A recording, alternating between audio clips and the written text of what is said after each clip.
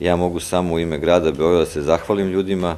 iz koalicije Mladih protiv nasilja, njihovoj energiji i želji da se protiv toga bore i da jednostavno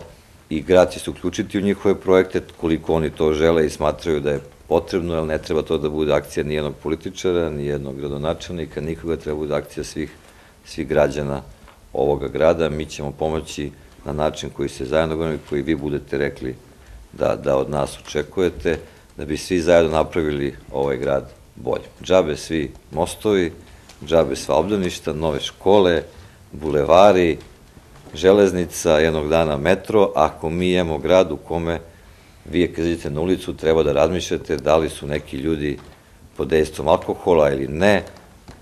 na utakmici ili bez utakmice, jednostavno rešuje tako nekog malo prebiju po gradu pošto im se on ne dopada.